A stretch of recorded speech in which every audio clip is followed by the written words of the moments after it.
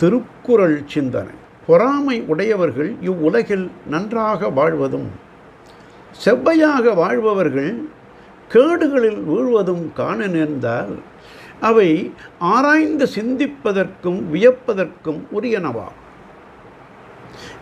இருவேறு நிலைகளும் அறநூல் கொள்கைக்கும் இயற்கைக்கும் மாறாக இருப்பதால் அவற்றின் காரணம்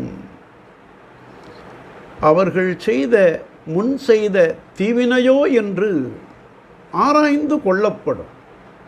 ஏனெனில் முன் செய்த தீவினையோ இங்கனே வந்து மூண்டதுவே என்று பட்டினத்தார் பாடுவது உணரப்படும். ஆகவே அவ்விய நெஞ்சத்தார்கள் நன்றாக வாழ்வது போல் இருந்தாலும் அவர்கள் இறுதியில் வீழ்வார்கள் என்பதும்,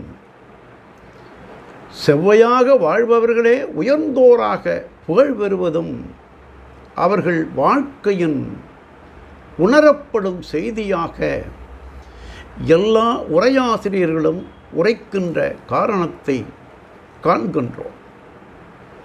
பாவாணர் கூறுவது போல, அவர்கள் செய்த முன்வினையின் தீவினையாக பழவினை வந்து மூண்டதுவோ என்று பட்டினத்தார் பாடுவது போல, இவை ஆராய்ச்சிக்கு உரியன என்றாலும் அவற்றின் தன்மைகளால் அவரவர் கொண்ட பண்புகளால் அவர்கள் வாழ்வதும் வீழ்வதும் உறுதியாகின்றன என்று தெய்வப்புலவர் அவ்விய நெஞ்சத்தான் ஆக்கம் செவ்வியான் கேடும் நினைக்கப்படும் என்றார். நாளையும் சிந்தி.